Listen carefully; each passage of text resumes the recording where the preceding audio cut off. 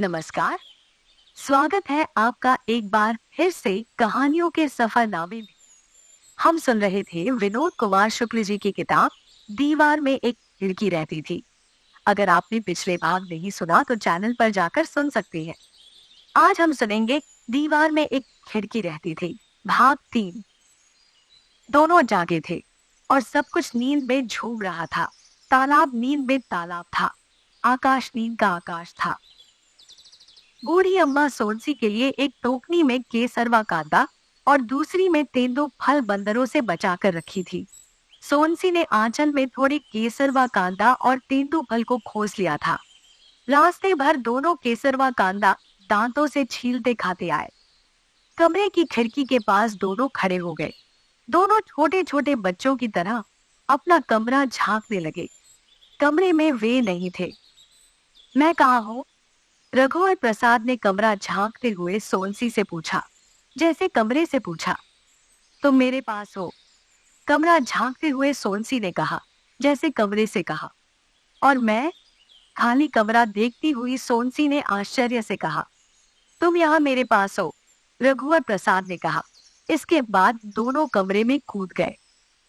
रघुवर प्रसाद, ओ रघुवर प्रसाद, कोई पुकार रहा था। लगता है विभागाध्यक्ष है, रघुवर प्रसाद ने सोनसी से कहा। रघुवर प्रसाद ने दरवाजा खोला। विभागाध्यक्ष थे, बदहवास लग रहे थे। सुबह बिस्तर से उठते ही आ गए थे। विभागाध्यक्ष बिना किसी की तरफ देखे खिड़की के पास गए और खिड़की से बाहर देखने लगे। उनका और कहीं ध्यान नहीं था। बैठिए सर, पानी पी लीजिए, रघुवर प्रसाद ने कहा। सोनसी में बिस्तर उठाकर पैतानी तहा दिया था। चारपाई पर केवल दरी बिछी थी। नहीं, मैं यही ठीक हूँ, खिड़की से बाहर देखते हुए उन्होंने कहा। सोनसी ने गिलास में पानी लाकर रघुवर प्रसाद को पकड़ाया। लीजिए सर, रघुवर प्रसाद ने कहा। पानी पीते पीते भी विभागाध्यक्ष खिड़की से बाहर देख रहे थे। रघुवर प्रसाद, मैं कहने आया था कि मैं अपने बच्चों को लेकर आता हूँ। हम लोग खिड़की से उस तरफ जाएंगे। जी सर, पर महाविद्यालय का समय हो रहा है। आज दशहरा की छुट्टी है, 15-20 मिनट में आता हूँ। या तो नहा धोकर आऊंगा। नहाने में देर हो जाएगी तो खिड़की के तालाब में नहा लूंगा।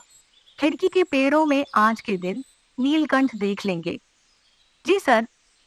विभागाध्यक्ष जब चले गए तब रघुवर प्रसाद ने सोनसी से पूछा, आज जब नहाने गए थे तब तुमको नीलकंठ दिखा था? याद नहीं है? दिखा हो? तुमको दिखा था? नहीं, मुझे भी याद नहीं है, शायद दिखा हो। हम दोनों को दिखा हो और हम दोनों ने ध्यान नहीं दिया हो। दिख तो गया, ध्यान नहीं दिया तो क्या हुआ? रघुवर प्रसाद ने फिर कहा, मालूम होना चाहिए कि हमने नीलकंठ देखा है। चलो नीलकंठ देखने चले। कैसे जा सकते हैं? विभागाध्यक्ष आने वाले हैं। क्या आज हाथी आएगा? पत्नी ने पूछा। यदि साधु को मालूम होगा कि छुट्टी का दिन है तो ना आए। हो सकता है साधु आज रावण भाटा चला जाए। हो सकता है राम सीता की झांकी हाथी पर निकले, उसी की तैयारी वह कर रहा हो। चलो अभी नीलकंठ देख ले, फिर शाम को झांकी देखने चलेंगे।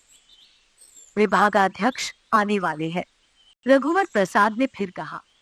हाँ, विभागाध्यक्ष आने वाले हैं, पत्नी ने कुछ उदास होकर कहा। उसे अच्छा नहीं लग रहा था। देर तक दोनों कमरे में विभागाध्यक्ष का रास्ता देखते रहे। विभागाध्यक्ष नहीं आए, हाथी नहीं आया। पत्नी थक कर जमीन पर लेट गई। लगता है विभागाध्यक्ष को नीलकंठ दिख गया है। चलो हम भी चलें। चलो, रघुवर प्रसाद ने कहा। सुनो, मेरे कंधे पर पक्षी तोता था या नीलकंठ? पत्नी ने बहुत खुशी से पूछा।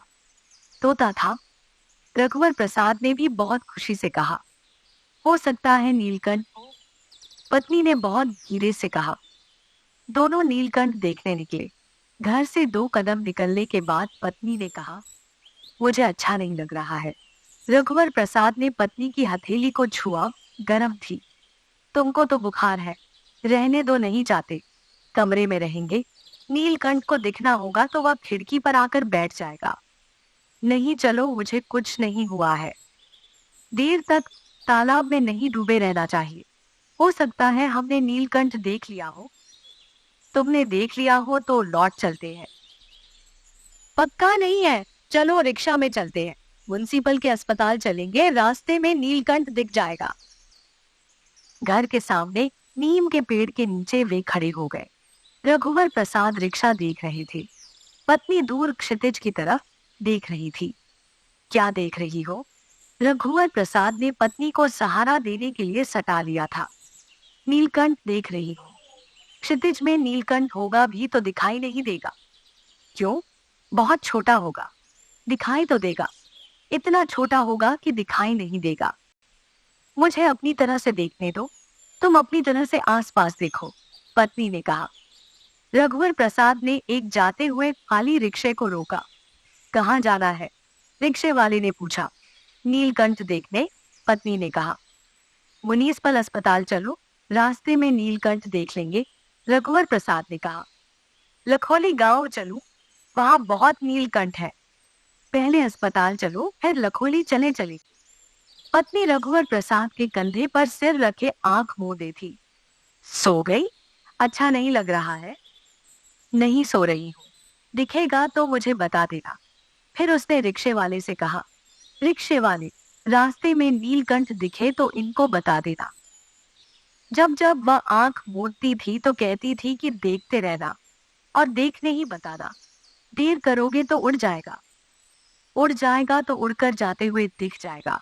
रिक्शे वाले से उसके पीछे पीछे चलने के लिए कहेंगे। नीलकंठ के पीछे पीछे रिक्शे वाले को कहां तक ले जाया जा सकेगा? मान लो उड़कर दूर उस पीपल के पेड़ पर बैठ गया। पीपल के पेड़ तक पहुंचने में देर लगेगी। वहां बैठा तो नहीं रहेगा। वहां से भी उड़कर आकाश की ओर ओझल हो गया तो? रघुवर प्रसाद रिक्शे वाले से कहेंगे, आकाश की तरफ ले चलो। फिर सोचेंगे आकाश की तरफ बहुत चढ़ाई चढ़नी पड़ेगी। तब वे रिक्शे वाले से कहेंगे, तुम रहने दो, यही हमारा रास्ता देखना, मैं रिक्शा ले जाता हूँ। अपनी पत्नी को रिक्शा चलाते हुए वे आकाश की ओर ले जाएंगे। पैडल मारेंगे और ऊंचे चढ़ जाएंगे। ऊपर बादल के टुकड़े रिक्शे पर लद जाएंगे। बादल का कोई वजन नहीं होता। किसी बादल में लोगों को न दिखने के लिए दशहरा के दिन नीलकंठ बैठा हुआ दिख जाएगा। पत्नी को दिखाएंगे, सोनसी देखो, नीलकंठ पेड़ पर दिख जाएगा, इसलिए यहाँ भूरे बादल पर आकर बैठ गया। तुम भी देखो। यह भी हो सकता था कि नीलकंठ देखने की उत्कट इच्छा और उसके न दिखने से ऊब जाएगा। उड़ते हुए सामने आए कि दोनों एक साथ उसे देख ले, फिर चला जाए। जाने के बाद भी नीलकंठ को जरूर लगेगा कि दोनों ने उसे देखा है या नहीं। शायद किसी एक ने देखा हो तो वह दोबारा आए, सामने सामने अपने नीले पंख फैलाए उड़ता रहे। फिर दोनों कहेंगे, हमने तुमको देख लिया। तब वह उड़कर चला जाएगा। अस्पताल में पर्ची कटाने की भीड़ थी। सोनसी बेंच पर बैठी थी। बहुत देर बाद डॉक्टर ने सोनसी को देखा। पुड़िया में उसने 4 गोली दी। 2-2 घंटे में एक गोली खाने को कहा। एक गोली अभी खा लेने के लिए कहा था। सोनसी अस्पताल के नल के पास गई और गोली खाकर पानी पिया। चलो, सोनसी ने कहा। वही रिक्शा वाला अस्पताल के सामने खड़ा दिख गया। चलोगे? रघुवर प्रसाद ने रिक्शे वाले से पूछा। हाँ, दोनों रिक्शा में बैठ गए। कहाँ ले जा रहे हो? रघुवर प्रसाद ने कहा। नीलकंठ देखने, रिक्शे वाले ने कहा। जहां से आए थे वहीं चलो। जब घर आए तो देखा छोटू वहां बाहर साफ इस्त्री की हुई कुर्ता धोती पहने खड़ा था। रिक्शे से भैया को उतरते देख छोटू रिक्शे की तरफ दौड़ा और चिल्लाता गया, अम्मा, भैया भाभी आए। और छोटू ने भैया भाभी के पैर छुए। कितनी देर हो गई आए तुम लोगों को? भाभी ने पूछा। बहुत देर हो गई। पिताजी चारपाई पर लेटे थे। वहीं बोरे पर बैठी अम्मा गांव से लाई बरपट्टी काट रही थी। सोनसी और रघुवर प्रसाद ने अम्मा के पैर छुए। रघुवर प्रसाद पिता का पैर छूने वाले थे तो पिता ने कहा, रुक जाओ, उठकर बैठ जाने दो। वे पैर लटकाकर नीचे बैठ गए। रघुवर प्रसाद ने पैर छुए, फिर सोनसी ने उनके पैर छुए। सोनसी अम्मा के पास बरपट्टी काटने बैठने वाली थी तो माँ ने कहा, जाओ पहले दोनों हाथ मुंह धो लो। दोनों हाथ मुंह धोने गए तो अम्मा ने उनके आज्ञा पालन से खुश होकर रघुवर प्रसाद के पिता की तरफ देखा। रघुवर प्रसाद के पिता मुस्कुराए। भैया आज हाथी आया था? छोटू ने पूछा। नहीं, रघुवर प्रसाद ने कहा। आएगा? क्या मालूम? आए तो उसे हाथी पर बैठकर घुमा देना, पिता ने कहा। रघुवर प्रसाद ने देखा कि पत्नी एक कोने में बैठी बरबट्टी काटने लगी थी। उसे बुखार था, लेट जाती तो अच्छा था। छोटू बाहर खड़ा था, शायद वह हाथी का आना देखना चाहता था। अम्मा अपने साथ 2 कांसे की थाली, एक टठुलिया और अदरक कूटने के लिए एक काला गोल पत्थर लाई थी। सुबह चन्नी लाना वह भूल गई थी। कोड़ी थी। रघुवर प्रसाद के पिता को लगता था कि काला पत्थर कसौटी का पत्थर है। पिता एक सोने की तांबई अंगूठी पहने थे। सोने में तांबा अधिक मिला था। इस अंगूठी को उन्होंने पत्थर पर घिसकर देखा था तो एक हल्की सुनहरी तांबई लकीर खिंच गई थी। यह लकीर भी पत्थर के साथ साथ आ गई थी। रघुवर प्रसाद फोटो के पास गए। साफ कपड़े गंदे न हो जाएं, इसलिए वह गोटा पत्थर और पेड़ पर चढ़ने का खेल नहीं खेल रहा था। वह हाथी पर सवार होकर घूमने के कपड़े पहने था। उन्होंने छोटू से कहा, आज घूमने नहीं जाएंगे, तुम्हारी भाभी को बहुत बुखार है। भाभी को बुखार है? छोटू ने पूछा। हाँ। वह अंदर गया और कहा, अब्बा भैया कहते हैं भाभी की बुखार है। सुनकर रघुवर प्रसाद परेशान हो गए। होता यह कि छोटू पहले कहता घूमने नहीं जाएंगे, तब अम्मा पूछती क्या हाथी नहीं आएगा? शायद ना आए, दशहरा का दिन है।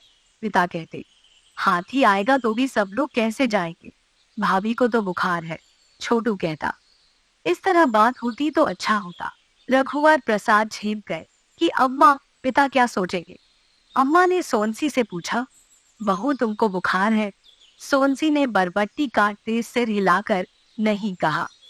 अम्मा उठकर सोनसी के पास गई, माथा छुआ। है तो बहुत बुखार है। सुनकर पिता उठकर बैठ गए। सोनसी की आंख छलछला आई थी, शायद उसे मायके की याद आई हो। अम्मा ने उसके सिर को छाती से चिपका लिया। चल लेट जा। डॉक्टर को दिखाया था? रघुवर प्रसाद से पिता ने पूछा। जी गोलियां दी है। गोलियां कब खानी है? 2-2 घंटे में। समय हो गया? हाँ। कहाँ है गोली? बहू को दे दो।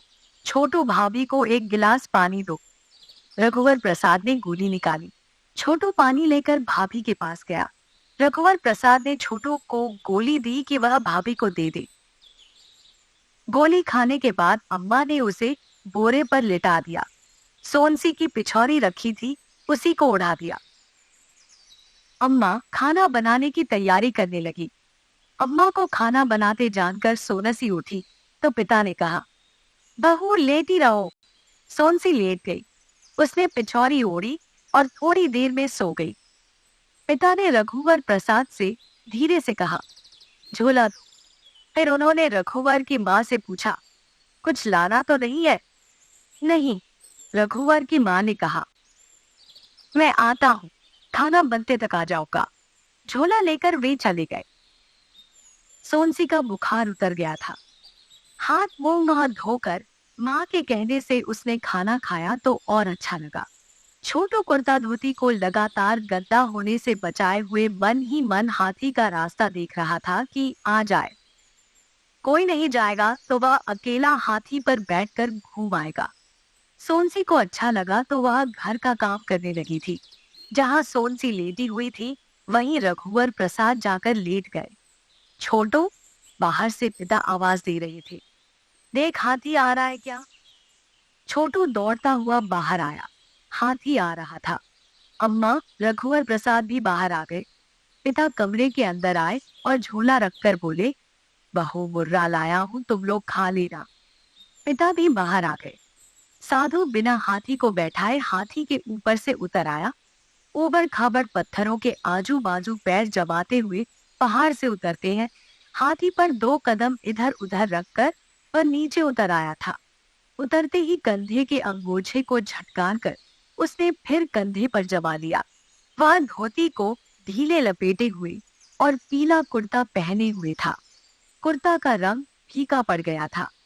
कपड़े साफ थे और इस्त्री किए हुए थे। दशहरा का दिन था, शायद इसलिए छोटू बहुत उत्साही था। रावण भाटा चलोगे? साधु ने रघुवर प्रसाद से पूछा। वहां बहुत भीड़ होगी। हाथी के गले में घंटी नहीं है। लोगों को मालूम कैसे पड़ेगा कि हाथी आ रहा है? रघुवर प्रसाद ने कहा। हाथी का आना बहुत दूर से दिख जाता है। इसे देखने की खबर हो जाती है और दूसरों को मालूम पड़ जाता है। फिर भी, रघुवर प्रसाद ने कहा, चलिए कुछ नहीं होता। छोटू भी जाएगा, पिता ने कहा। बहू भी जाएगी, रघुवर प्रसाद की मां ने कहा। वह अंदर गई। बहू जल्दी तैयार हो जा, हाथी पर घूंगा। सोनसी ने जल्दी जल्दी हाथ मुंह धोया। बहू अभी तो 2 साड़ी नहीं रखी होगी। हाँ अम्मा, सोनसी ने धीरे से कहा।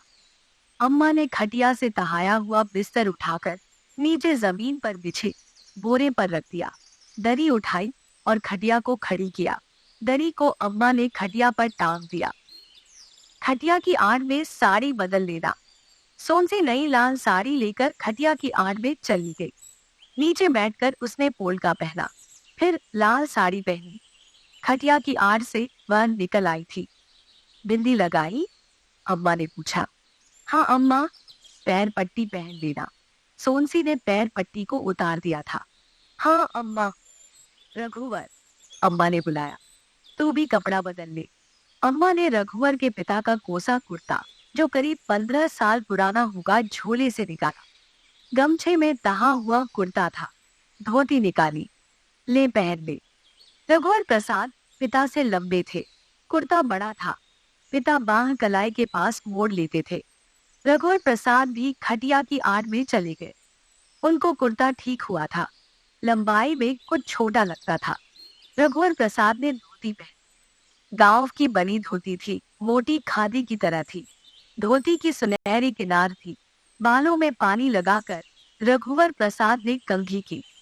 कोसे के कुर्ते और सुनहरी किनार की धोती में रघुवर प्रसाद सुंदर लग रहे थे। सोनसी कमरे में जहां होती कुछ अधिक उजाले में लगती। जहां गुंडी रखी थी वह हिस्सा कमरे का अंधेरा कोना लगता था।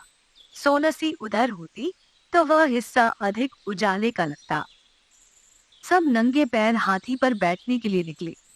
साधु हाथी पर पहले बैठा हुआ तैयार था। पास पड़ोस के लोग भी बच्चों सहित अच्छे कपड़े पहने हुए रावण भाटा जाने के लिए तैयार थे। जा रहे लोग थोड़ी देर के लिए हाथी के पास रुक जाते। जा रहे लोग रंग बिरंगे साड़ी कपड़े पहने औरतों, लड़कियों, आदमियों, बच्चों का झुंड थे। हाथी पर चढ़ने के पहले रघुवर प्रसाद और सोनसी ने पिता और अम्मा के पैर छुए। जब रघुवर प्रसाद हाथी पर चढ़ने लगे तो सब खड़े होकर उन्हें देख रहे थे।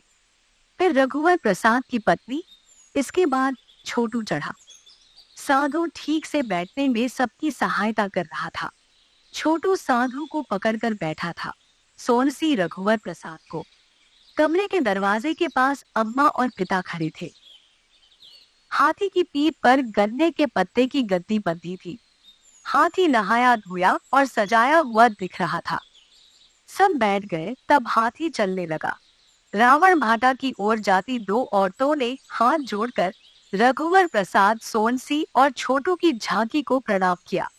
जब हाथी आगे बढ़ा तो अम्मा ने कहा, कितनी अच्छी जोड़ी है, छोटू लक्ष्मण लगता है। पिता ने कुछ नहीं कहा। आगे दाहिने हाथ की तरफ अमराई थी। साधु हाथी को उधर से ले गया। थोड़ी देर बाद दूर हो रहे अंधेरे में धुंधला रावण दिखा। अंधेरा होते ही रावण पटाखों के साथ जल उठा। हाथी पर बैठे उन लोगों पर रावण के जलने का प्रकाश सिमट कर आ गया था। पेड़ों के बीच में लपट के प्रकाश में सब क्षण भर दिखे। साधु ने हाथी को लौटाया कि अंधेरा हो गया था। लौटने वालों की भीड़ का रेला आएगा तो हाथी को तेज चलाना मुश्किल होगा। छोटू बहुत खुश था। लौटते समय कुछ दूर तक जब तब फूटता पटाखा उन्हें सुनाई दे रहा था। पिता को छोड़ रात को सब जमीन पर सोए थे। चौके की तरफ सोनसी, फिर अम्मा, छोटू, रघुवर प्रसाद। रघुवर प्रसाद के बाद पिता चारपाई पर सोए थे। छोटू पहले पिता के साथ लेटा, फिर जमीन पर आ गया। आधी रात हो गई थी। रघुवर प्रसाद और सोनसी जाग रहे थे। रघुवर प्रसाद को मालूम नहीं था कि सोनसी जाग रही है। सोनसी को मालूम था कि रघुवर प्रसाद को नींद नहीं आ रही है। रघुवर प्रसाद धीरे से उठे और खिड़की के पास जाकर खड़े हो गए। रघुवर प्रसाद का मन हुआ कि वे खिड़की से कूदकर उस पार चले जाएं। वे कूदने को थे, तभी सोनसी उनके पास आकर खड़ी हो गई। रघुवर प्रसाद बिना आवाज किए कूदे। सोनसी जब कूदने को हुई तो रघुवर प्रसाद ने फुसफुसाकर उससे कहा, तुम धीरे कूद नहीं पाओगी, तुम मेरी पीठ पर लग जाना। रघुवर प्रसाद खिड़की की तरफ पीठ करके खड़े हो गए। सोनसी खिड़की की चौखट पर पैर लटकाकर बैठ गई। मैं धीरे से कूद जाती हूँ। नहीं, रघुवर प्रसाद ने कहा। तब सोनसी रघुवर प्रसाद के गले में हाथ डालकर लटक गई। पीठ पर सोनसी को लादे रघुवर प्रसाद घूमे। दोनों ने कमरे को अंदर देखा कि कोई जाग तो नहीं रहा है। छोटू अम्मा के ऊपर एक टांग रखे सो रहा था। पिता दीवार की तरफ करवट लेकर सो रहे थे। कमरे में खिड़की का हल्का उजाला था। खिड़की के कारण अंधेरे की एक हल्की परत कम थी। सोनसी ने पीठ पर लदे हुए उस जगह को देखा जहां वह लेटी हुई थी, उस जगह को जहां रघुवर लेटा हुआ था। खिड़की का सीधा उजाला पानी की गुंडी में पड़ रहा था। सोनसी ने देखा कि गुंडी में ढक्कन नहीं लगा था। छोटू ने पानी निकाला होगा और ढक्कन लगाना भूल गया। सोनसी उतरने उतरने को थी कि रघुवर प्रसाद ने गले में लिपटे सोनसी के हाथों को कसकर पकड़ लिया। उतरने दो, गुंडी खुली है, खुली रहने दो, कहकर रघुवर प्रसाद सोनसी को लादे हुए अंधेरे में चलने लगे। गिरा मत देना, नहीं गिरोगी पगडंडी का मुझे अंदाजा है। गहरी रात की शांति थी। इस शांति में सबकी अलग अलग शांति थी। जैसे पीपल के पेड़ के नीचे पीपल की शांति थी। अनजाने पेड़ों के नीचे से वे गुजरे, इस पेड़ के नीचे अनजान पेड़ों की शांति थी। सोनसी रघुवर प्रसाद के कंधों में लदी रघुवर प्रसाद के हर कदम में धीरे से उछलती जाती और हूं अलापती। यह बोलना पेड़ों, तालाबों, चट्टानों के प्रत्येक एकांत में सुनाई दे रहा था। ऐसा था कि ये दोनों जागे थे और सब कुछ नींद में झूम रहा था। पेड़ नींद में पेड़ थे, तालाब नींद में तालाब था, आकाश नींद का आकाश था, पक्षी नींद के पक्षी थे, वातावरण नींदमय था। सोनसी ने भारी पलकों को खोलकर देखा तो जगह जगह चमकी से चौक पूरे हुए दिख रहे थे। हो सकता है अभ्रक की बारीक धूल से चौक पूरे गए हों। तारों के प्रकाश से ये चमचमाते से थे। इन जगहों को देखकर वहीं ठहर जाने की जल्दी सोनसी को हुई। उसने कहा, कहाँ जा रहे हो, यहीं रुक जाओ। रघुवर प्रसाद ने कुछ नहीं कहा। सोनसी अपने पैरों को रघुवर प्रसाद की कमर में लपेटना चाहती थी, पर साड़ी के कारण वह लपेट नहीं पा रही थी। मेरे पैर दुख रहे हैं। तुम तो नहीं चल रही हो, तुम्हारे पैर क्यों दुख रहे हैं? हाथ भी दुख रहे हैं। नहीं दुख रहे हैं, रघुवर प्रसाद ने कहा। पैर लटके लटके दुख रहे हैं और तुम्हारी हाथों की पकड़ से हाथ टूट रहे हैं। अच्छा, हाथ छोड़ना नहीं, कहकर रघुवर प्रसाद ने अपने दोनों हाथ पीछे ले जाकर सोनसी की साड़ी को घुटने के ऊपर तक उठाया और कहा, अब कमर में पैर लपेट लो।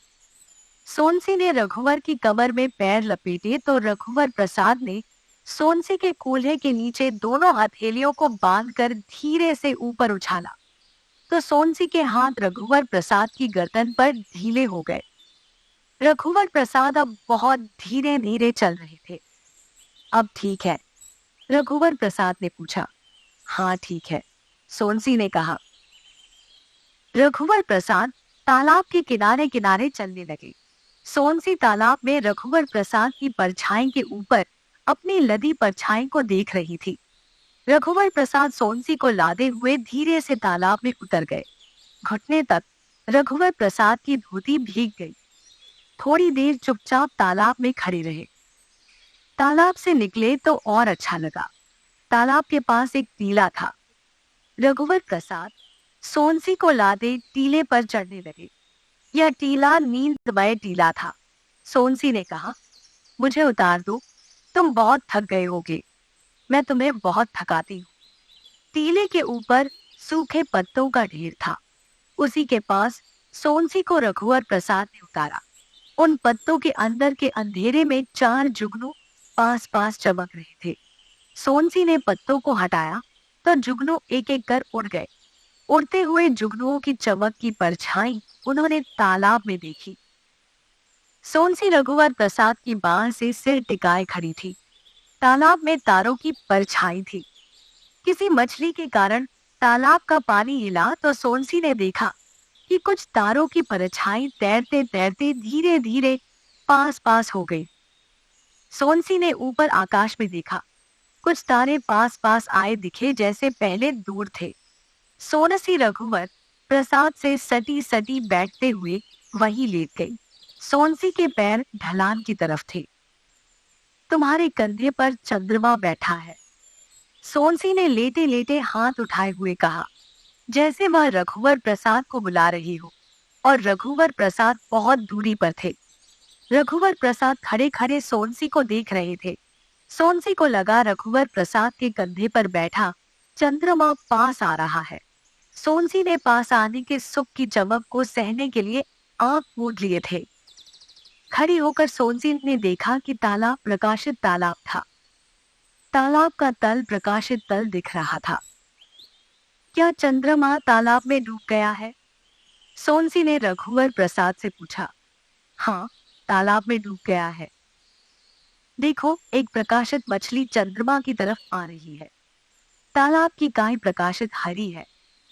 चंद्रमा, तारे तालाब के पानी से धुल गए हैं। आकाश में इनको देखो तो ये सब शीतल स्पष्ट है। हाँ, बस उतने ही तारे धुले हैं जिनकी परछाई हमें तालाब में दिख रही है। बाकी तारे उतने शीतल और स्पष्ट नहीं है। चंद्रमा शीतल और स्पष्ट है। चलो, रघुवर प्रसाद ने कहा। कहा, प्रकाशित जल में डूबे हुए चंद्रमा के पास नहाएंगे। चंद्रमा के पास मैं नहीं नहाऊंगी। अच्छा, चंद्रमा से दूर नहाएंगे। कपड़े उतारकर चंद्रमा से दूर दोनों तालाब में कूद गए। देर तक डुबकी लगाकर दोनों नहाते रहे। चंद्रमा तुम्हारे पास चोरी चोरी आ रहा है, रघुवर प्रसाद ने कहा। ओह माँ, सोनसी ने कहा, और वह तैरते हुए चंद्रमा से दूर चली गई। चलो बाहर निकलो, सबके जागने का समय हो रहा है, बूढ़ी अम्मा गुस्से से बोली। वह तालाब के किनारे खड़ी थी। बूढ़ी अम्मा, चाय है? रघुवर प्रसाद ने पूछा। नहीं, चाय पीते तक सब जाग जाएंगे, जल्दी भागो। अच्छा, रघुवर प्रसाद ने कहा। बूढ़ी अम्मा चली गई। जल्दी बाहर निकलो, सोनसी ने कहा। सोनसी ने पश्चिम की दिशा की तरफ 10 तारों को पतंग की आकृति में जाते हुए दूर देखा। पूर्व से तारे अलग आकृतियों में एक के बाद एक इकट्ठे होकर पश्चिम की तरफ इकट्ठे हो रहे थे। पूर्व से सूर्य उदित होने की तैयारी कर रहा था। दोनों दौड़ते हुए घर की तरफ लौट रहे थे। घर के थोड़ा पास पहुंचे होंगे तो चिड़ियों ने चहचहाना शुरू कर दिया। कुछ और पास पहुंचे तो कोयल कूकने लगी। रघुवर प्रसाद खिड़की के अंदर गए तो गाय के रंभाने की आवाज आई। सोनसी कमरे के अंदर गई तो धूप का फीका टुकड़ा बिना आवाज किए कमरे में घुस रहा था। अपनी जगह रघुवर प्रसाद आंख मूंद कर लेट गए। सोनसी अपनी जगह आंचल से मुंह ढांक कर सो गई। तभी चुपके से पिता उठे और धीरे से दरवाजे का एक पल्ला खोलकर बाहर चले गए। दरवाजा ज्यादा खोलते तो दरवाजे का दूसरा पल्ला छोटू के सिर पर लगता। पल्ले अंदर की तरफ खुलते थे। इसके बाद अम्मा उठी, फिर छोटू उठा। अम्मा ने रघुवर प्रसाद को उठाया। रघुवर प्रसाद दोनों पट खोलकर बाहर चले गए। पिता सामने नीम के पेड़ के नीचे पत्थर पर बैठे थे। सड़क पर घास से लदी 2 बैलगाड़ी जा रही थी। दूसरी बैलगाड़ी के पीछे एक ऊंची गाय बैलगाड़ी में लदी घास में मुंह मारने के लिए पीछे पीछे जा रही थी। गाय ने घास का एक छोटा पूड़ा खींचकर सड़क पर गिरा दिया। बैलगाड़ी वाले को मालूम नहीं पड़ा। अम्मा ने बहू को उठाया। वह जाग रही थी। सिर से आंचल को हटाकर वह उठी। अम्मा ने देखा कि बहू पोलका पहने हुए नहीं थी। अम्मा ने छोटू से बाहर रघुवर प्रसाद के पास जाने को कहा। छोटू चला गया। बहू पोलका नहीं पहनी? अम्मा ने पूछा। सुनते ही वह आंचल से कंधा ढांकते हुए खिड़की से कूदने को हुई तो अम्मा ने रोका। दूसरा पोलका पहन ले, रघुवर प्रसाद से बोल दे, वो उठा लाएगा, कहकर अम्मा बाहर आई। रघुवर देख तो अंदर क्या काम है। रघुवर अंदर गए। सोनसी ने धीरे से कहा, पोलका वही रह गया है, ले आओ। पहनी तो हो, आलस में रघुवर प्रसाद ने कहा। यह दूसरा है, किसी ने देखा है? अम्मा ने कहा है। रघुवर प्रसाद खिड़की से कूद गए। बूढ़ी अम्मा बैठे बैठे सींग की झाड़ू से सामने बुहार रही थी। एक हाथ थक जाता तो दूसरे हाथ से बुहारती। रघुवर प्रसाद ने भागते हुए कुछ नहीं कहा, पर बूढ़ी अम्मा ने सुना कि रघुवर प्रसाद ने कहा, बूढ़ी अम्मा बहुत मेहनत करती हो। लौटते समय रघुवर प्रसाद ने कहा, बूढ़ी अम्मा मैंने चाय अभी तक नहीं पी।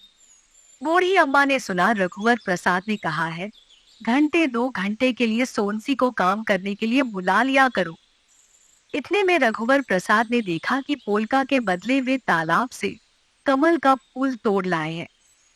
पलटकर दौड़ते दौड़ते उन्होंने टीले के पास देखा कि वहां भी बूढ़ी अम्मा पेड़ों के नीचे की एक बहुत छोटी जगह बैठे बैठे बुहार रही थी। रघुवर प्रसाद ने कहा, बूढ़ी अम्मा क्या पूरा जंगल बुहारती हो? बूढ़ी अम्मा ने सुना कि रघुवर प्रसाद ने कहा, पूरी दुनिया बुहारती हो। मैं बहुत बूढ़ी हूँ, बूढ़ी अम्मा ने कहा। रघुवर प्रसाद ने सुना, हाँ। रघुवर प्रसाद ने छुपकर खिड़की से देखा कि पिता झोले से मुर्रा निकालकर थाली में रख रहे थे। अम्मा ने रघुवर प्रसाद को खिड़की के पास देख लिया था। रघुवर प्रसाद पिता के कारण अंदर नहीं घुस रहे थे। तुम थोड़ा बाहर जाओगे? अम्मा ने कहा। क्यों, थोड़ा नमक मिर्च और सरसों का तेल देना। अम्मा पिता के पास गई और मुर्रा की थाली खींचते हुए धीरे से कहा, काहे मेहरापा करते हो? पिताजी बेमन से उठे तो खिड़की के बाहर खड़े रघुवर प्रसाद दिखा। वहां क्या कर रहा है? कमल का फूल तोड़ने गया था आपकी पूजा के लिए। अच्छा ठीक है। मुट्ठी में रघुवर प्रसाद पोल का छुपाए हुए अंदर कूद गए और कमल का फूल पिता को दिया। सफेद कमल का फूल। बहू तुम नहा लो, अम्मा ने कहा। अम्मा मैं नहा ली, सोनसी ने कहा। सोनसी को लगा कि कहीं पर गलती हो गई। कब नहाई? अम्मा ने कहा। अम्मा भूल गई, उसे लगा नहीं कहना था। रात को उठकर उसने देखा था कि सोनसी और रघुवर दोनों कमरे में नहीं थे। दरवाजा अंदर से बंद था। खिड़की से गए होंगे। पहले तालाब में नहाई थी, मैं सोची कि सुबह हो गई है। नहाने के बाद भी सुबह नहीं हुई तो फिर लेट गई। धीरे से सोनसी ने कहा, ठीक है ठीक है, अच्छा हम लोग नहाने जाते हैं। पिता झोले में अपने और रघुवर की माँ के कपड़े जमा लिए थे। यहाँ खिड़की से चले जाइए, पास ही तालाब है, एकांत रहता है। रघुवर प्रसाद ने कहा, हमारी उम्र नहीं है, वहीं नहाएंगे जहाँ डूबने पर कोई बचाने के लिए हो। मैं भी चलूं? तुम भी नहा लिए हो ना? जी, रघुवर प्रसाद ने कहा। पिता को हंसी आई। खंग खार कर वे खिड़की से बाहर थूकने वाले थे तो अम्मा ने रोका। अरे अरे, क्या नहीं थूको, बाहर नाली में जाकर थूको, बच्चे खिड़की के नीचे बैठे रहते हैं। रघुवर आना जाना करता है, ये पनाला नहीं है, अम्मा ने कहा। पिता थूकते थूकते रुक गए, दरवाजे से बाहर गए। पिता थूकते तो खिड़की से दिख रहे आकाश पर छींटे पड़ जाते। कपड़ों का झोला पिता के हाथ में था। रघुवर की माँ छोटी सी दुबली पतली थी। दोनों के बाल सफेद हो गए थे। चलते चलते पिता कभी माँ का सहारा लेते, कभी माँ पिता का सहारा लेती। छोटू, तू भी माँ के साथ क्यों नहीं चला गया? अम्मा ने मना कर दिया। कहाँ, यही बाल्टी से नहा लेना। दोनों नंगे पैर गए थे। पिता की चप्पल बाहर थी। कमरे के अंदर एक खोखा था। इस खोखे के अंदर जूता चप्पल रखे जाते थे। पिता को चप्पल घर के अंदर लाना अच्छा नहीं लगता था। रघुवर प्रसाद जूता बाहर उतारकर हाथ में लेकर खोखे में रख देते। अम्मा चप्पल नहीं पहनती थी। गांव के घर के बाहर बाल्टी रखी होती थी। घर के अंदर आने के पहले पैर धोकर आना पड़ता था। छोटू चप्पल खरीद लेता, पर बहुत कम पहनता था। छोटू के सामने सड़क का एक कुत्ता पिता की एक चप्पल उठाकर भाग गया। छोटू, हट हट कहता कुत्ते के पीछे दौड़ा तो कुत्ता और जोर से भागा और खेत की तरफ झाड़ियों में कहीं घुस गया। छोटू की आवाज सुनकर रघुवर भी दौड़े। क्या हुआ? कुत्ता पिता की चप्पल लेकर भाग गया। किधर गया? उधर कहीं झाड़ियों में घुस गया। दोनों ने झाड़ियों में चप्पल को ढूंढा। चप्पल कहीं नहीं मिली तो लौट आए। एक अकेली चप्पल थी। पिता आए तो आते ही छोटू ने कहा, कुत्ता आपकी एक चप्पल ले गया। अरे, हम दोनों ने ढूंढा, चप्पल नहीं दिखी। आपसे कहता था अंदर खोखे में रख दीजिए, माने नहीं। मिल जाएगी, अम्मा ने कहा। अम्मा के कंधे पर धुले हुए कपड़े थे।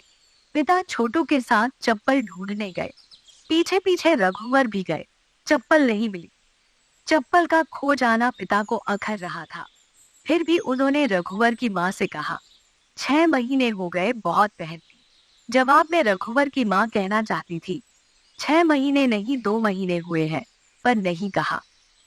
दोपहर को अम्मा पड़ोस में चली गई थी। पिता खाली झोला लेकर चले गए थे। पिता जब भी बाहर निकलते थे खाली झोला लेकर निकलते थे। उन्हें लगता था कि बहुत जरूरत की चीज बहुत सस्ते में कभी भी अचानक दिख जाएगी तो खरीद कर रखने के लिए झोला होना चाहिए। झोला नहीं भूलते थे, पैसे भूल जाते थे। जब पैसे नहीं होते तो याद आने पर भी नहीं रखते थे। कैसे रखते?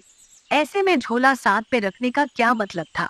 उनका यह मतलब तो नहीं था कि जरूरत की चीज झोले में ले आएंगे और पैसे बाद में दे आएंगे। उन्हें लगता था कि उधार लेने का समय अब निकल चुका है। जब चुकता करने का समय निकल जाता है तो उधार लेने का समय भी चला जाता है। कितनी चीजें होती हैं पर ये जान जाते हैं कि वे हमारे लिए नहीं है। छोटा सा बच्चा जान जाता है। छोटू जान गया था। देख लेने से वस्तुओं को पा जाने का सुख मिल जाता तो कितना अच्छा होता। मिठाई को देखते ही खाने का सुख। ऐसा होता तो दिखाने के लिए थोड़ी चीजें होती और सबकी जरूरत पूरी हो जाती। अनजानी खुशी सोच समझकर हुए दुख को भी दूर कर देती थी। रघुवर प्रसाद ने कहा, सोनसी, तुम्हारे पास पैसे होंगे, पिता के लिए चप्पल लिए आते हैं। 25 रुपए है, हो जाएगा? हाँ, हो जाएगा, मेरी माँ ने दिए थे, सोनसी ने कहा। रघुवर प्रसाद खुशी खुशी छोटू को साथ ले चले, पर नाव के लिए पिता के साथ आते। छोटू ने कहा, नाव के लिए पिता की चप्पल है। रघुवर प्रसाद पिता की चप्पल पतलून की जेब के अंदर घुसाए हुए थे। चौथाई चप्पल बाहर दिख रही थी। गोल बाजार में चप्पल जूते की दुकानें ऐसी थीं कि चप्पल जूतों की दरी के ऊपर ढेरी लगी थी। दोनों ने मिलकर पिता के नाप की काले रंग की चप्पल छांटी। जेब में पिता की पुरानी चप्पल रघुवर प्रसाद रखी थी। नई चप्पल अखबार से लिपटी छोटू के पास थी। वह नंगे पांव थिरक रहा था। सड़क पर माचिस की खाली डिब्बी पड़ी थी। छोटू ने चलते चलते उसे ठोकर मारी। आगे माचिस के पास पत्थर का टुकड़ा था। छोटू पत्थर के टुकड़े पर न लगे, नहीं तो चोट लग जाएगी। परंतु छोटू ने निशाना साधकर माचिस को मारा। भैया, पत्थर को तुम मारोगे? तुम जूता पहने हुए हो। नहीं, पत्थर बड़ा है, जूता खराब हो जाएगा, रघुवर प्रसाद ने कहा। चप्पल देखकर अम्मा सोनसी बहुत खुश हुई। चप्पल को खिड़की के नीचे छोटू ने रख दिया। अम्मा ने गांव के घर की तरह बाल्टी में पानी बाहर दरवाजे के पास रखवा दिया था। बाल्टी छोटे परे से ढंकी थी। अब पैर धोकर सब कमरे में आने लगे थे। रात में बाल्टी को अंदर रख दिया जाता। पिता झूले को कंधे पर रखे पैर धोकर आए। पिता का ध्यान चप्पल की तरफ नहीं जा रहा था। सोनसी से रहा नहीं गया। वह चप्पल उठाई और सामने पिता के पैर के पास रख दी। अरे किसकी चप्पल है? पिता ने पूछा। फिर गुस्सा हुए। नाप के लिए मैं जाता तो ठीक था, छोटी दिख रही है। नाप के लिए आपकी एक बची चप्पल लेकर गए थे, रघुवर प्रसाद ने कहा। अच्छा, कहकर पिता मुस्कुराए। उन्हें चप्पल बिल्कुल ठीक हुई। वे चप्पल पहने कमरे में घूमते खड़े रहे। बाहर से थके आए थे। अम्मा ने कहा, खटिया पर बैठकर सुस्ता लो। थका नहीं हो, पिता ने कहा। लेटना मत, चप्पल पहने बैठे रहना, अम्मा ने कहा। रघुवर की माँ की सलाह को पिता ने मान लिया। वे चारपाई पर बैठ गए। चप्पल पहने हुए उनके पैर अच्छे लग रहे थे। इतने में रघुवर की माँ पास आकर बैठ गई और चप्पल को देखते हुए पूछी, अच्छी है? हाँ। तभी उन दोनों का मन खिड़की से उस पार जाने को हुआ। चलो, चप्पल उतारकर पिता ने कहा। सहारा देने के लिए रघुवर प्रसाद खिड़की से दूसरी तरफ चला गया था। पिता स्टूल के सहारे खिड़की की चौखट पर बाहर पैर लटकाकर बैठ गए। रघुवर ने उन्हें नीचे उतार लिया। स्टूल पर पैर रखकर अम्मा चढ़ी तो सोनसी ने सहारा दिया। रघुवर ने माँ को संभालकर नीचे उतार लिया। वहां उतने में ही इतना अच्छा लगा कि पिता आगे चल पड़े थे। पीछे पीछे माँ थी। रघु, तुम नहीं चलोगे? पिता ने पूछा। रघु नहीं जा रहा है, रघुवर की माँ ने कहा। पिता ने मुड़कर देखा तो रघुवर सोनसी खिड़की पर खड़ी थे। सोनसी सिर ढाके हुई थी। वह रघुवर का दाहिना हाथ अपने दोनों हाथों से पकड़ी हुई थी। पिता मुड़े थे तब भी सोनसी और रघुवर उसी तरह खड़े रहे। रघुवर को भी ध्यान न रहा। पिता ने कहा, पीछे देखो तो। रघु की माँ ने मुड़कर देखा और कहा, देख लिया। आगे जाकर पिता ने पूछा, छोटू कहाँ है? कहीं खेलने चला गया, अभी तक नहीं आया। वह भी आ जाता। रघु के साथ आ जाएगा।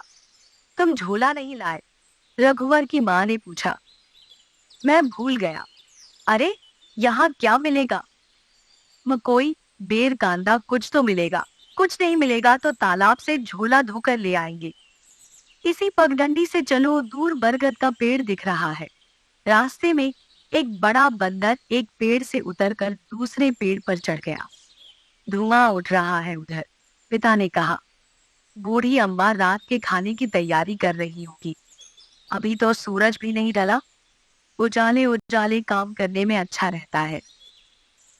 बूढ़ी अम्मा की झोपड़ी दिखी। जब वे वहां पहुंचे तो एक बंदरिया पेट में बच्चा चिपकाए अचानक कूदते हुए बरगद के पेड़ पर चढ़ गई। अभी डूबते सूर्य का प्रकाश हो रहा था। इधर सूर्य इस तरह डूब रहा था जैसे यह पश्चिम की जगह है। पूरा पश्चिमी डूबते सूर्य से हल्का लाल प्रकाशित हो रहा था। डूबते सूर्य का प्रकाश इतना था कि सूर्य यहीं कहीं पास में डूब रहा था और उसका डूबना बहुत देर से डूबना था। सूर्य का डूबना ठहरा हुआ डूबना था। आसपास और दूर दूर से पक्षी इधर के पेड़ों की तरफ लौट रहे थे। यह पूरी जगह अभी बसेरे की जगह में बदल रही थी। यहाँ जीवन इतना अच्छा लग रहा है कि लगता है बहुत जी गए और मृत्यु यहाँ से बहुत समीप हो, पिता ने कहा। इतना अच्छा कि बहुत जीने के बाद भी बचा हुआ है। मृत्यु यहाँ से पास हो, परंतु वहां तक पहुंचने में बहुत देर लगेगी। ठीक कहती हो, देर का जीवन बचा है। क्या हम यहाँ से मृत्यु को देख सकते हैं? बचे जीवन को देख लेने के बाद फुर्सत मिलेगी तब। जीवित आंख से मृत्यु नहीं, जीवन दिखता है। उनकी आवाज सुनकर बूढ़ी अम्मा बाहर आ गई थी। हवन के धुएं की गंध आ रही थी। बूढ़ी अम्मा ने दोनों को देखते ही जीते रहो कहा। छोटू नहीं आया? बूढ़ी अम्मा ने पूछा। नहीं आया। बूढ़ी अम्मा ने दोनों के लिए चाय बनाई। रघु की माँ ने सहायता की। चाय जल्दी बन गई थी।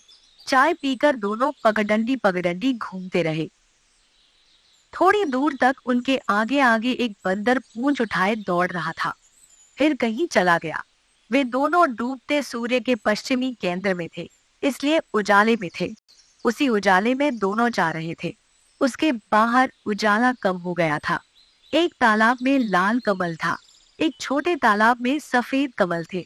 पिता छोटे तालाब के अंदर घुसे और दो कमल के फूल तोड़े। तुम भी तोड़ लो। नहीं, मुझसे नहीं बनेगा। इसे तोड़ो, ये पास है। रघु की माँ अंदर घुसी और उसने भी एक फूल तोड़ा। दोनों टीले पर चढ़ गए। पत्तों के ढेर के पास रघु की माँ को सोनसी की एक पैर पट्टी मिली। दोनों लौटने लगे। रास्ते में एक बड़े पेड़ के नीचे चौड़े पंखुड़ियों वाले सफेद फूल पड़े थे। पेड़ फूलों से लदा था। पिता को फिर झोला की याद आई। झोला होता तो झोले में फूल भर लेते। याद दिलाई तो थी। याद करने के बाद फिर भूल गए। रघुवर की माँ के मन में आया कि वह एक फूल चोटी में खोस लेती, पर नहीं खोसी। पिता के मन में आया कि रघुवर की माँ की चोटी में वे फूल खोस देते, पर नहीं खोसे। पेड़ के नीचे से जब ये आगे बढ़ते हैं तो फूलों की सुगंध इनके साथ हो गई, पर इनको पता नहीं था। पहले एक फूल की सुगंध इनके साथ हुई, फिर बहुत से फूलों की सुगंध इनके साथ हो गई। सूर्य के डूबने का पश्चिमी केंद्र उनके साथ साथ चला जा रहा था, इसलिए उनके साथ संध्या का उजाला था।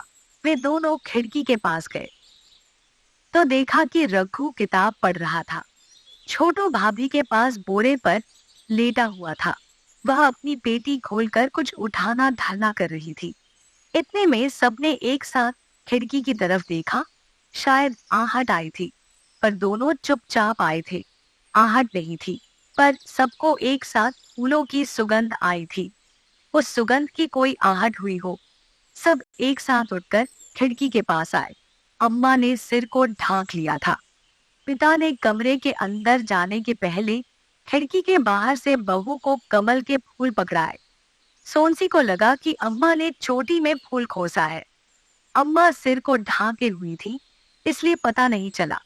कमरे के अंदर आकर पिता नई चप्पल पहनकर खड़े हो गए। अम्मा ने चुपके से सोनसी के हाथ में कुछ पकड़ाया। सोनसी ने देखा कि उसकी पैर पट्टी थी। वह टीले पर भूल आई थी। रघुवर प्रसाद ने अम्मा को पैर पट्टी देते हुए देख लिया था। बहुत फूलों की गंध के बाद एक आखिरी फूल की सुगंध अम्मा के पास बच गई थी। उस फूल की गंध को अम्मा के पास से चले जाने की याद नहीं थी। अम्मा, पिता और छोटू को गए हुए 2 दिन हो गए। छोटू का रुकने का मन था, पर पिता का मन छोटू को साथ ले जाने का था। सुबह जाते समय पिता टट्टी का ताला अपने साथ ले जाना चाहते थे, पर रघु की माँ ने मना कर दिया था। जब बहू ने अम्मा के पैर छुए, तब अम्मा ने अपने कान से सोने की एक छोटी फुल्ली उतारी और कहा, बहू, इसे तो रख ले, एक कान में पहन लेना, दूसरे कान का छोटू की दुल्हन के लिए है। जाने का मन न हो तो तुम रुक जाओ, रघुवर के पिता ने कहा। चलो, अम्मा ने कहा। छोटू ने भैया भाभी के पैर छुए। रघुवर ने पिता और अम्मा के, सोनसी ने पिता और अम्मा के दोबारा पैर छुए। बस के जाने के बाद भी रघुवर प्रसाद वहीं आसपास घूमते रहे। फिर थोड़ी देर बाद घर आए।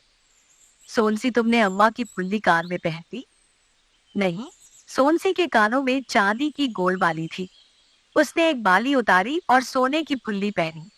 इसको रख दूं? उसने उतारी हुई चांदी की बाली को दिखाते हुए पूछा। दूसरे कान में इसको भी पहन लो। 2 चांदी की बाली एक साथ? हाँ, एक साथ। एक में 2 चांदी की बाली और दूसरे में अम्मा की सोने की फुल्ली। पैर पट्टी पहन ली? हाँ। सोनसी ने रघुवर प्रसाद को अपने दोनों पैर दिखाए। खिड़की की चौखट पर एक सांवली लड़की खड़ी थी। वह दोनों हाथों में चौखट पकड़े हुए खड़ी थी। वह तैयार होकर आई थी। चौखट पर उसके दोनों हाथों की एक एक छोटी उंगलियों में नेल पॉलिश लगी हुई थी। सोनसी उसके पास आई। अंदर आओगी? नहीं, उसने शर्मा कर कहा। अच्छा, रुकना, सोनसी ने कहा। सोनसी ने अपनी पेटी खोली। एक पुराने टिन के डिब्बे में नेल पॉलिश, बालों की क्लिप, बिंदी, रबर बैंड और एक जोड़ी नया लाल फीता था। सोनसी नेल पॉलिश की शीशी लेकर खिड़की के पास आई। घुटने के बल वह बैठ गई। हाथ मत हिलाना, मैं तुम्हारी सब उंगलियों में नेल पॉलिश लगा देती हूँ। पर लड़की उचक उचक कर अपनी उंगलियों में नेल पॉलिश लगाना देखना चाहती थी। सोनसी ने उसकी उंगलियों में नेल पॉलिश लगाई। पैर में? अभी पैर में नहीं। खिड़की की तरफ दोनों ने आड़ के लिए खड़ी खटिया को घुमाया। खटिया की आड़ में उन्होंने दहाया हुआ बिस्तर रख दिया था। खटिया की यह आड़ उनके कमरे के अंदर दूसरा कमरा थी। रघुवर प्रसाद का महाविद्यालय जाने का मन नहीं था। हाथी न आए तो अच्छा है। छोटो 2 बार हाथी पर बैठकर महाविद्यालय घुमाया था। पिछले 2 दिनों से रघुवर प्रसाद महाविद्यालय से जल्दी आ रहे थे। खटिया की आड़ में रघुवर प्रसाद बैठे हुए थे। सोनसी भी वहां आकर लेट गई। लेट जाओ, सोनसी ने कहा। अभी हाथी के आने का समय हो रहा है। जब हाथी आएगा तब उठ जाना। अच्छा, कहकर रघुवर प्रसाद लेट गए। दीदी दीदी, 2-3 बच्चों की जोर जोर से चिल्लाने की आवाज आई। क्या है? सोनसी ने खटिया की आड़ से झांक कर कहा। मेरी उंगली में भी नेल पॉलिश लगा दो, तीनों लड़कियों ने कहा। तीनों हाथ मुंह धोकर आई थी। उनकी उंगलियां चौखट पर जमी थी। रुको, अभी आती हूँ। सोनसी नेल पॉलिश लेकर फिर बैठ गई। यह देख रघुवर प्रसाद खटिया की आड़ से बाहर आ गए। उन्होंने महाविद्यालय जाने की तैयारी शुरू कर दी। कपड़े पहन लिए।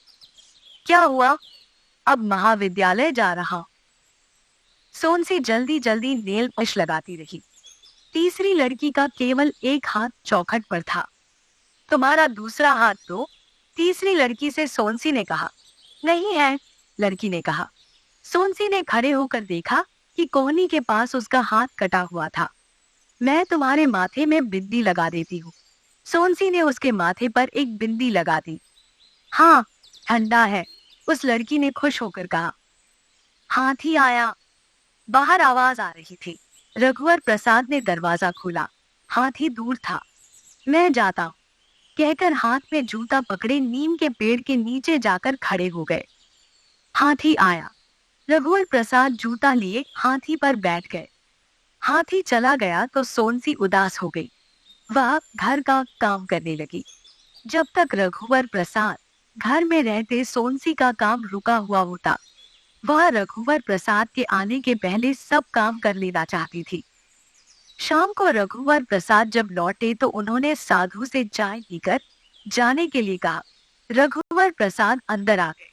थोड़ी देर बाद साधु को देखने वे बाहर आए तो साधु नहीं दिखा।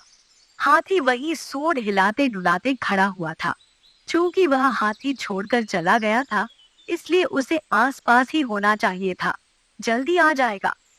हाथी बंधा हुआ नहीं था। हाथी के आसपास 1-2 बच्चे बड़े इकट्ठे हो रहे थे।